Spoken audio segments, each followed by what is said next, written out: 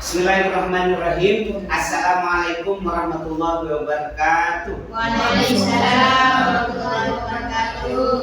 Bapak Ibu yang kami hormati, doa saya semoga kesejahteraan, kebahagiaan, keselamatan terlimpah curahkan kepada kita semua. Amin amin ya rabbal alamin. Bapak Ibu yang kami hormati, pada kesempatan kali ini kita akan membahas visi misi sekolah yang sudah disesuaikan dengan pembelajaran mendalam. Acuan kita menyusun visi dan misi sekolah adalah yang pertama, kita mengacu kepada 8 standar kelulusan pembelajaran mendalam. Apa itu? Yang pertama, anak berpikir kritis dan pemecahan masalah. Artinya siswa mampu menganalisa, mengevaluasi, dan menemukan solusi dari permasalahan nyata. Yang kedua, kreativitas dan inovasi.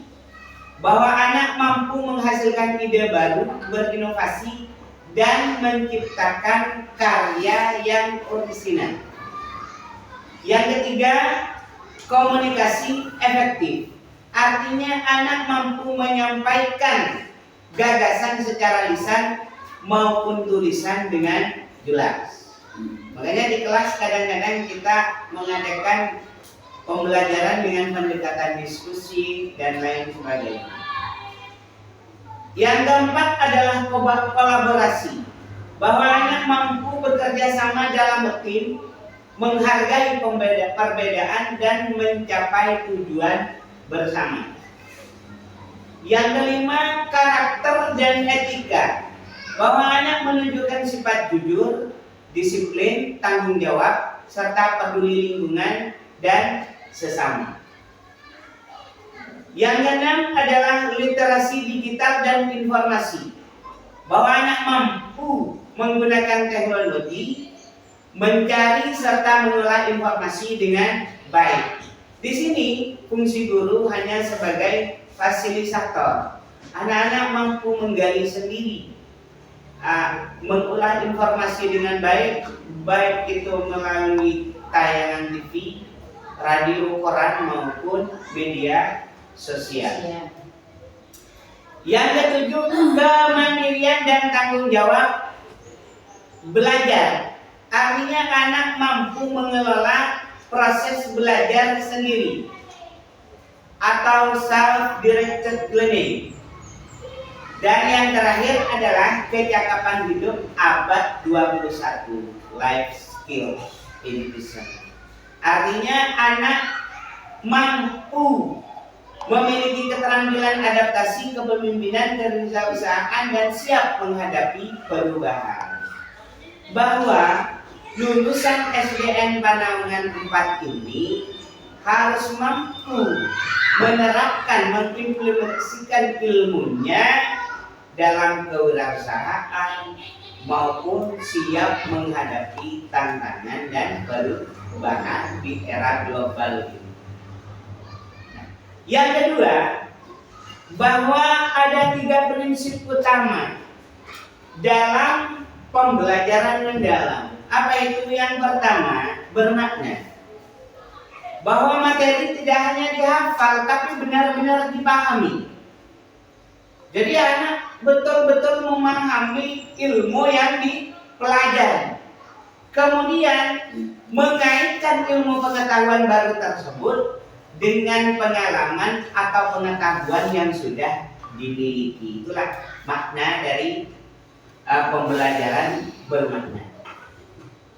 Di anak tidak hanya sekedar dijejali dengan pelajaran-pelajaran hafalan, namun paham betul apa yang dipelajari dan siap untuk digunakan dalam kehidupan sehari-hari. Yang kedua, berbasis konstruktivisme, artinya pembelajaran yang konstruktif. siswa membangun sendiri pengetahuannya melalui pengalaman belajar. Jadi anak bukan hanya sekedar tahu dari guru, namun dibawa untuk mengalami sendiri dalam pembelajaran. Misalnya, anak diberi pelajaran tentang penyerbukan, maka anak dibawa keluar, dicarilah bunga. Bagian-bagian bunga itu apa? Kemudian mana putih, mana benang sari. Bahwa ketika benang sari jatuh ke putih, itulah yang disebut dengan penyerbukan. Atau anak dipelajari tentang cara pembuatan garam, kita bawa anak itu ke tempatnya, ke Kaliangat misalnya. Di sana ada ladang pembuatan garam. Seperti apa? Ada pengalaman yang dialami langsung oleh anak, melihat, mendengar, dan merasakan sendiri. Misalnya anak mendapat pelajaran tentang berbagai macam binatang. Apa binatang pemakan tumbuhan atau pemakan daging atau pemakan semuanya. Bagaimana caranya untuk memberikan pengalaman kepada anak? Tidak hanya harus menyebutkan ini dan ini, kita bawa ke kebun binatang. Ini loh yang dinamakan karnivora. Ini loh yang dinamakan herbivora. Ini yang dinamakan omnivora. Atau binatang yang biasa hidup di air apa? Binatang yang hidup di darat apa? Binatang yang hidup di dua tempat itu apa? Anak melihat sendiri, mendengar sendiri, merasakan sendiri. Dan yang ketiga, berorientasi pada transfer pengetahuan, transferable learning. Apa yang dipelajari anak dapat diterapkan dalam konteks kehidupan nyata. Misalnya, anak dipelajari cara membuat kerajinan dari ini. Anak bisa mampu memilih sendiri bahannya. Dan kemudian keterampilan itu dibawa sampai dewasa sehingga anak mampu bermandiri dan berwirausaha. Yang kedua, ujian itu tidak hanya berfokus kepada nilai tes atau ujian, namun siswa mampu memecahkan masalah di dunia nyata. Jadi basis kita dalam menilai siswa tidak lagi melalui ujian, tidak lagi melalui tes, namun lebih kepada proses. Maka dari itulah Bapak Ibu sekalian, kami menyusun visi misi sekolah yang sudah diadaptasikan dengan pembelajaran mendalam. Apa itu?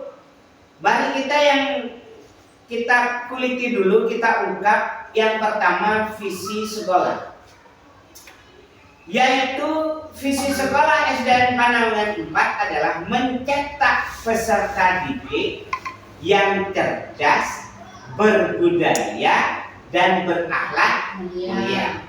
Ini sudah mencakup seluruh 8 standar kelulusan tadi.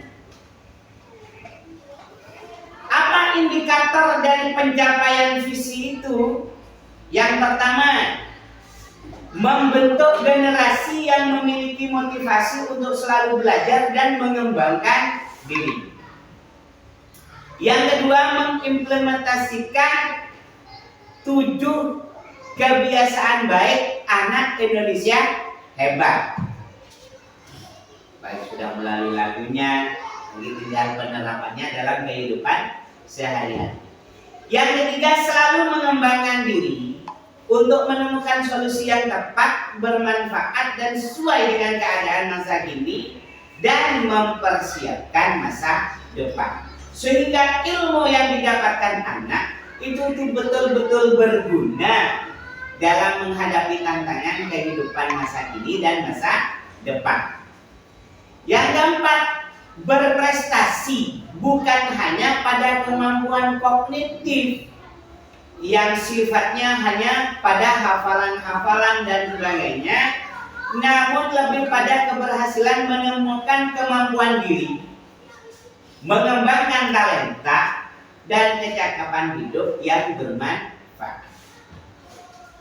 Tokoh dunia bernama Albert Einstein itu pernah mengatakan bahwa pada hakikatnya tidak ada anak bodoh, cuma kurang bijaksana saja guru ketika memaksa ikan pandai memanjat, ketika kera dipaksa untuk pandai terbang, sedangkan burung dipaksa untuk pandai berenang. Artinya anak itu kita patuh, kita olah talentanya, kecakapan hidupnya berdasarkan bakat dan minat yang ada pada anak itu sendiri. Nah, dari visi ini barulah kita akan memaparkan tentang misi sekolah SDN Panaungan 4. Yang pertama menjadi pembelajar seumur hidup, seperti tadi, life skill education. Jadi lifelong education. Jadi pembelajaran anak sepanjang hayat. Itu sesuai dengan yang disabdakan Rasulullah SAW bahwa tuntutlah ilmu mulai lahir dari rahim ibu sampai ke liang lahat. Yang kedua, misi sekolah adalah mengerjakan tugas dengan penuh kedisiplinan dan mandiri.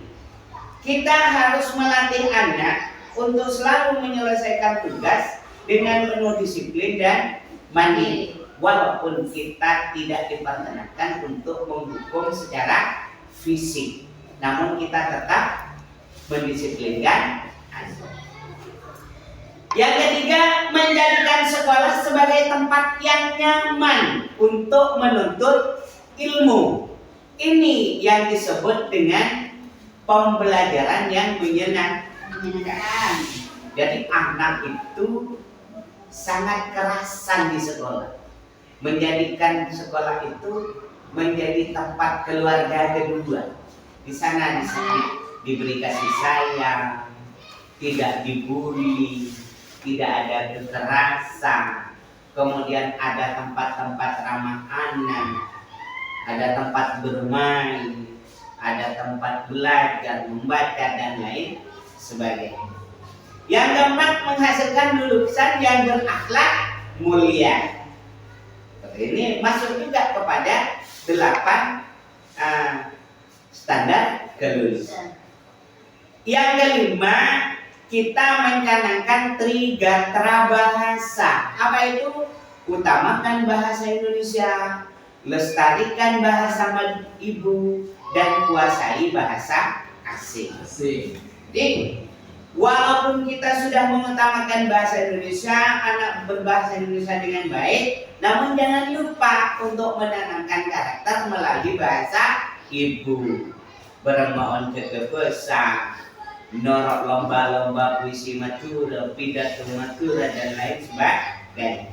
Dan yang ketiga, menguasai bahasa asing seperti bahasa Inggris. Dan kita alhamdulillah sudah mencapai prestasi dalam lomba spelling bee, kita masuk semifinal.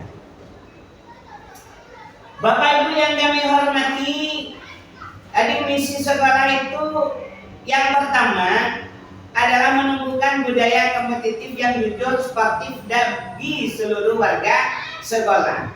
Jadi ditanamkan betul kejujuran dan sportivitas. Sama dengan saran dari Bapak pengawas kita, Bapak penilai kita dulu, Pak Masrur Abadi, bagaimana kita itu melatih kejujuran anak, salah satunya dengan membuat kantin kejujuran. Anak mengambil sendiri barangnya, bayar sendiri, kemudian mengambil uang kembalian sendiri dan lain sebagainya. Yang kedua, menumbuh kembangkan penghayatan dan pengamalan ajaran agama sebagai bentuk mencetak anak berakhlak. Iya.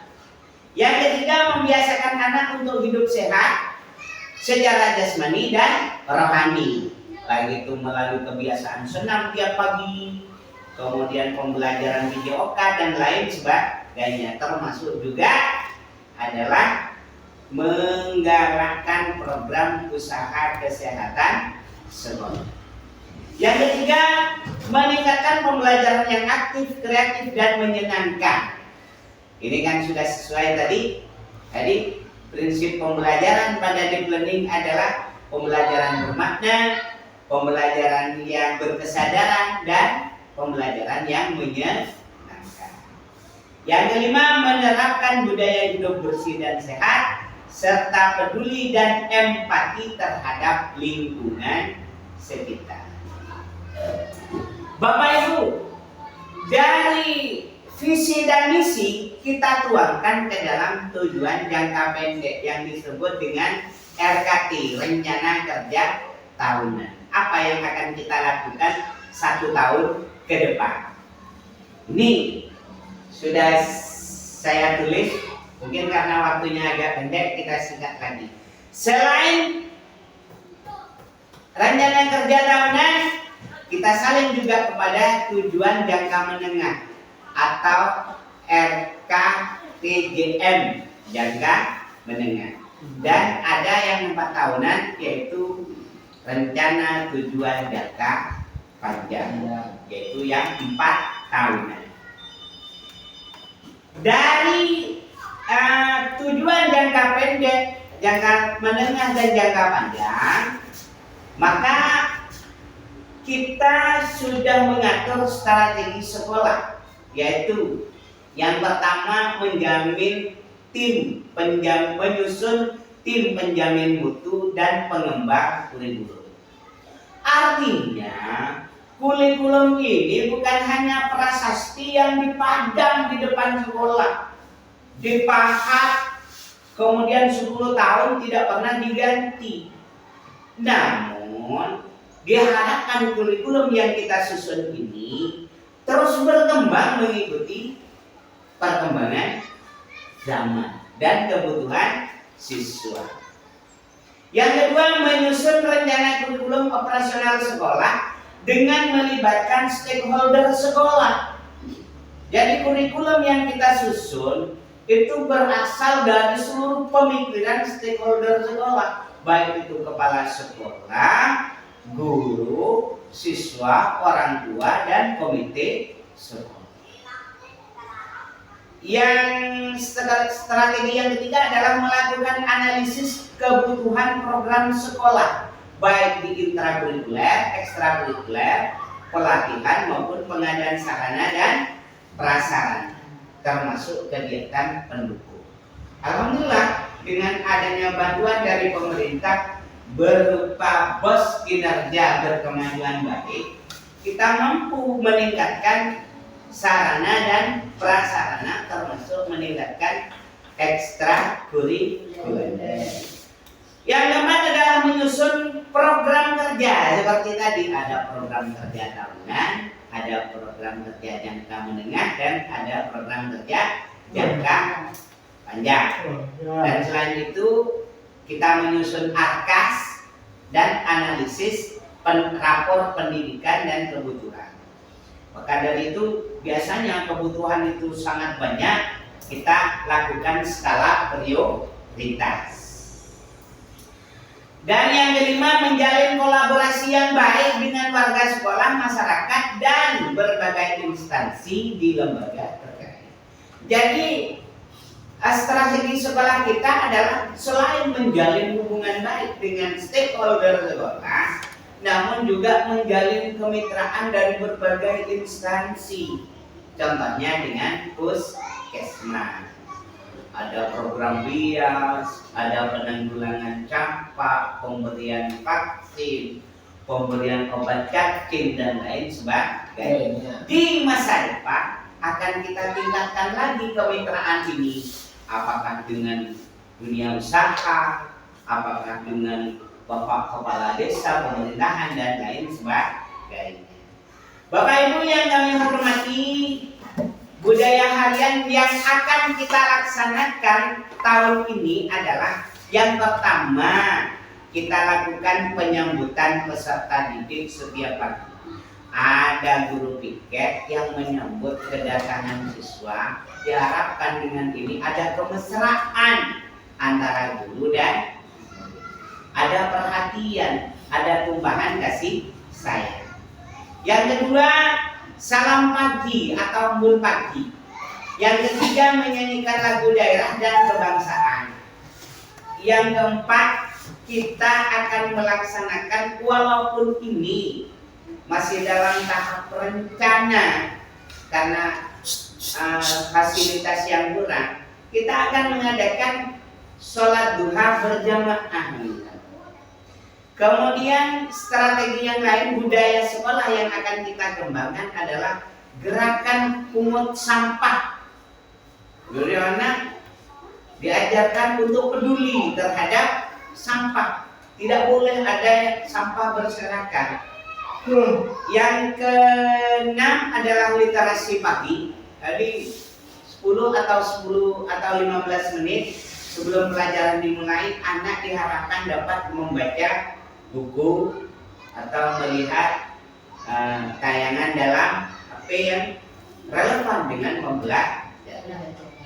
Yang keenam, cara mengucapkan salam. Dan yang kedelapan, tadi saya sering mengunggah YouTube atau Facebook di grup sekolah, yaitu cara berbicara yang santun dengan menggunakan bahasa ibu. Ini bagaimana caranya menemui, ketemu guru dan lainnya. Dan yang seperti kebiasaan, kita akan mengadakan upacara bendera. Kemudian di ekstrakurikuler yang akan kita canangkan adalah Science Club. Artinya kita akan mengadakan tambahan ilmu pengetahuan di bidang sains, baik itu matematika maupun IPA. Yang kedua, Math Club, jadi matematika. Yang ketiga, Hifdzul Quran, jadi menghafal surat-surat pendek. Dan ini sudah bekerja sama dengan lembaga diniyah yang ada di Sumar Keramat ini. Yang keempat, English course. Yang kelima, ngopeni sangkolan aji saka. Di cara nulis, carakan matur. Dan yang terakhir adalah pramuka. Demikian yang dapat kami sampaikan tentang visi, misi, dan program sekolah. Jika ada pertanyaan atau masukan atau apapun bentuknya, dipersilakan. Bu Berdi. Tidak ada, Pak. Nah, Cukup. jadi tetap kita tutup pertemuan kali ini dengan pembacaan Alhamdulillahirabbil alamin. Dari saya, apabila ada tutur kata yang salah mohon maaf. Azran wallahul muwaffiq ila aqwamit thoriq. Wassalamualaikum warahmatullahi wabarakatuh. Waalaikumsalam warahmatullahi wabarakatuh.